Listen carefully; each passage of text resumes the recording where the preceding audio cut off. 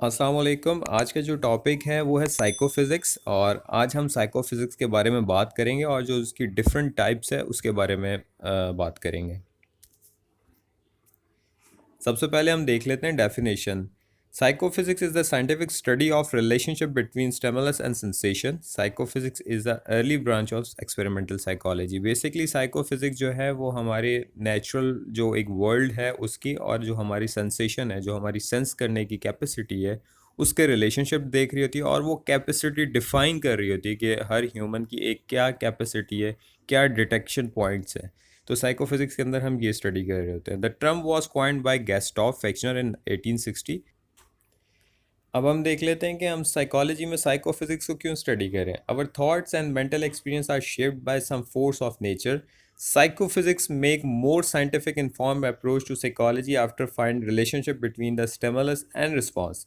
This is a study of sensitivity to stimulus of different strength. Psychophysics generally investigate how sensitive our sensory organ are to the different type of stimulation.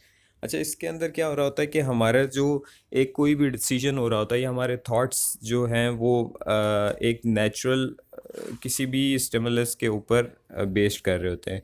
हमारे जो sensory organs हैं वो different type of information जो है हमारे around the world से ले रहे होते हैं और हमारे जो थॉट्स हैं उसके ऊपर बेस कर रहे होते हैं और उसी के ऊपर हम डिसीजंस ले रहे होते हैं।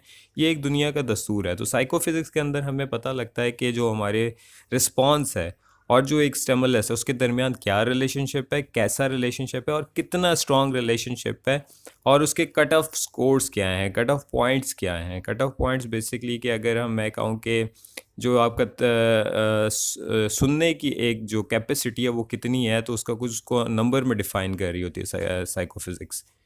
और ये हमें बता रही होती है कि हमारे जो सेंसरी ऑर्गन्स हैं वो कितने सेंसिटिव हैं different type of stimulus stimulus के ऊपर। सबसे पहले बेसिक कॉन्सेप्ट देख लेते हैं। सबसे पहला जो कॉन्सेप्ट है वो सेंसिटिविटी का है। Sensitivity is the strength of the capacity to detect and discriminate stimulus. The organism is equipped with a number of receptor organs specialized to respond to particular energy and change in the environment.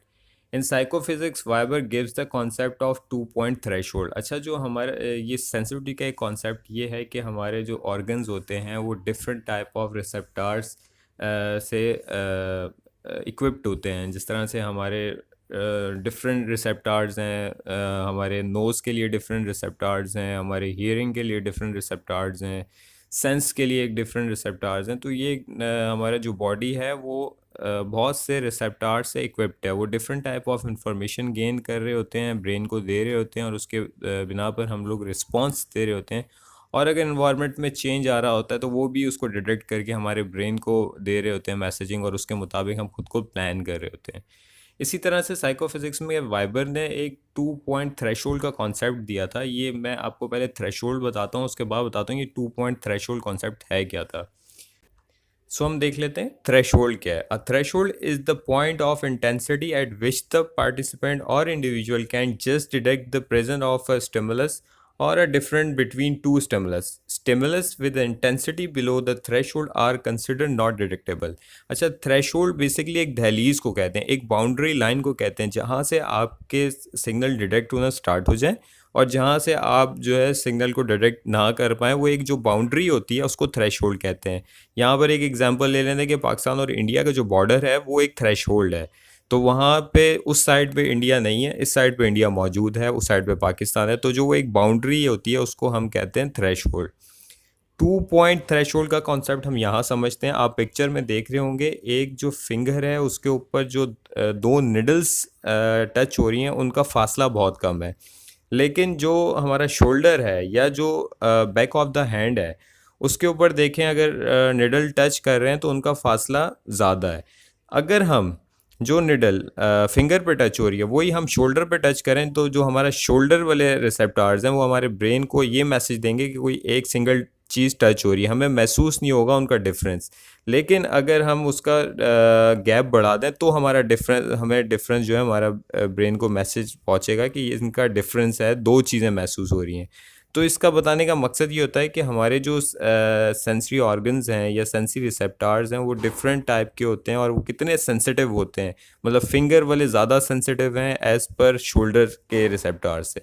तो ये 2 point threshold का होता था कि एक जगह पे अगर आप बहुत ही करीब फासले की दो चीज़ें भी टच करें तो वो जो हमारे रिसेप्टार हैं वो उसको डिटेक्ट कर लेते हैं और हमारे ब्रेन को मैसेज देते हैं कि ये दो निडल्स हैं। जबकि वही चीज़ अगर आप पाँव पे या फिर कोई हार्ड मसल पे टच करें तो वहाँ पर वो हमारे रिसेप्टर जज नहीं कर पाएंगे कि ये दो निडल्स हैं या एक है, बस वो एक पेन का मैसेज प्रोवाइड करेंगे हमारे ब्रेन को। अब हम इसके टाइप्स देख लेते हैं, एब्सोल्यूट थ्रेशोल्ड और डिफरेंट थ्रेशोल्ड। एब्सोल्यूट थ्रेशोल्ड के अंदर हम देख लेते हैं क्या है।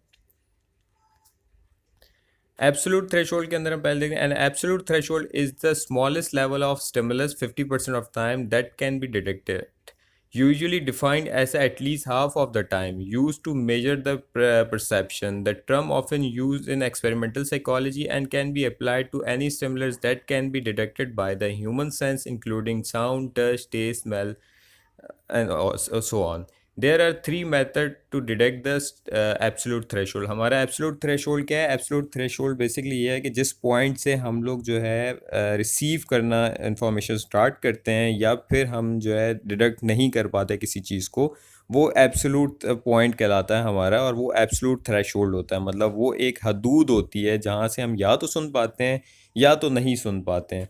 उसको डिटेक्ट करने के लिए जो है वो डिफरेंट टाइप्स हैं, यहाँ पर डिफरेंट मेथड हैं कि किस तरह से हम एब्सोल्यूट थ्रेशोल्ड को मेजर कर सकते हैं या उसको आइडेंटिफाई कर सकते हैं कि एक इंडिविजुअल्स का क्या एब्सोल्यूट थ्रेशोल्ड है किसी भी स्टिमुलस के हवाले से।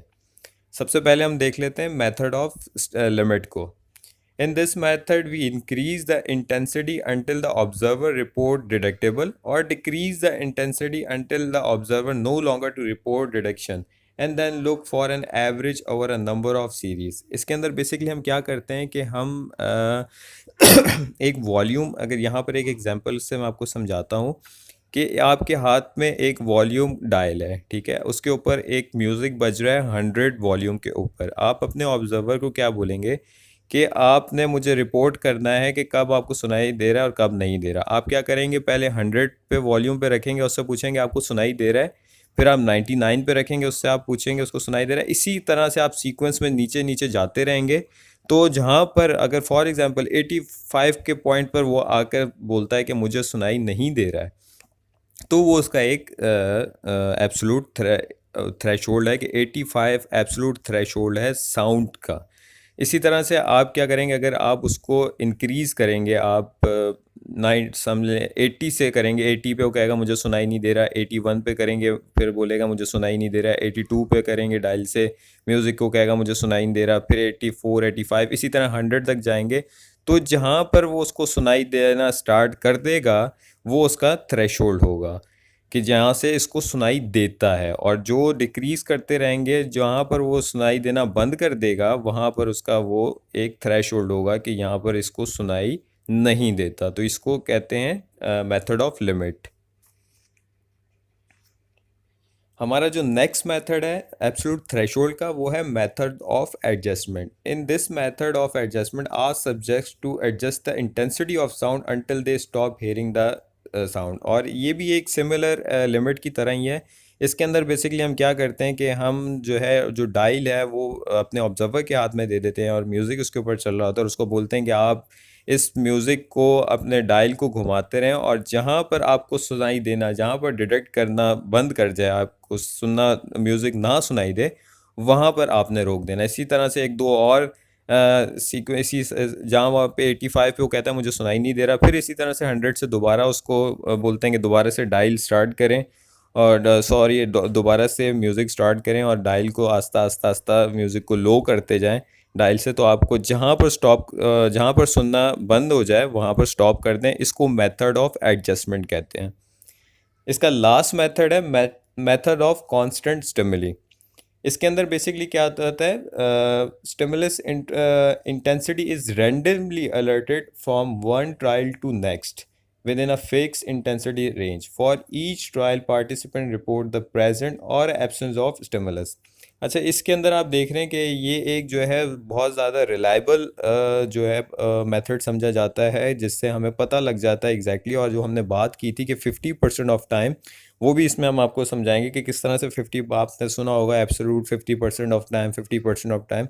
तो 50% ऑफ टाइम वो किस तरह से, क्या कॉन्सेप्ट है, वो आप देखें। सामने आपको एक पिक्चर दिखाई दे रही है बिल्कुल इसके अंदर, उसके अंदर आप साइड्स पे देख रहे हैं 100, 96, 97, 96, 95 एंड 91, 92, इस तरह सो ऑन थे। मैंने उसको नंबर्स को कम करके और लिखा है, वैसे 85 तक हम लिखते हैं, ठीक है। और ऊपर ट्रायल लिखे हुए हैं, 1 2 3 4 5 6 ट्रायल्स हैं, ठीक है। एक 6 ट्रायल्स हैं यहाँ पर। यहाँ पर क्या होता है कि हम पहले 100 पे, अब पहले ट्रायल के अंदर हम क्या करेंगे, पहले 100 के ऊपर उसको साउंड सुनाएंगे, उससे पूछेंगे आपको सुनाई दिया। फिर ज़रूरी नहीं है हम 99 के ऊपर सुनाएं, फिर हम हो सकता है कि डायरेक्ट 96 पे चले जाएं, म्यूज़िक को 96 के ऊपर फिक्स करके अपने ऑब्जर्वर से पूछें उसको सुनाई दे रहा है। अगर वो बोलेगा येस, हमें पहले ट्रायल के ऊपर येस लिख देना है।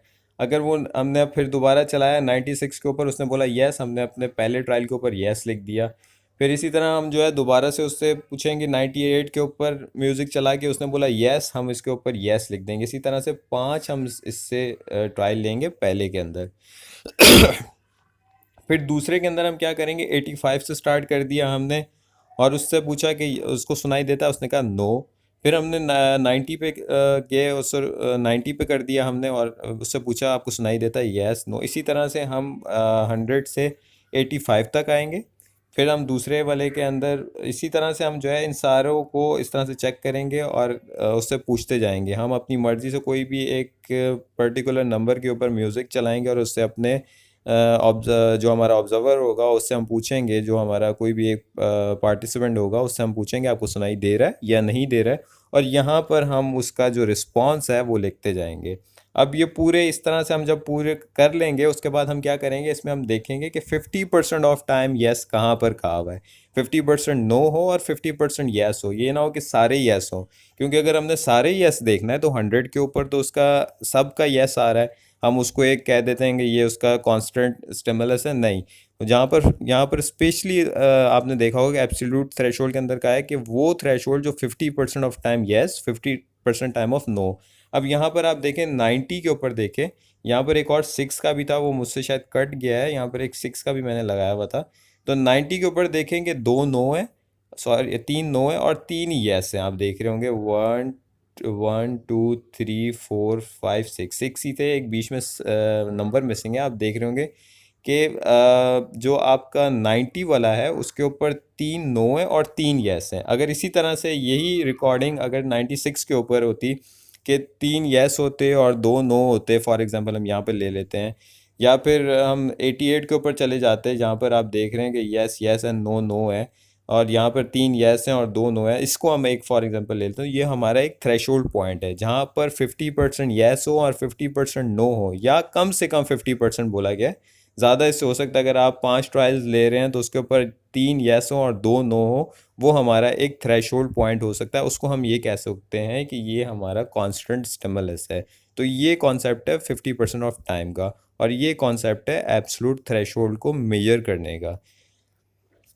Thank you so much. Next video के के अंदर हम बात करेंगे डिफरेंट थ्रेशोल्ड के बारे में। अगर आपको मेरी वीडियोस अच्छी लगी तो प्लीज़ लाइक और शेयर करें। Thank you so much. अल्लाह हाफ़िज़।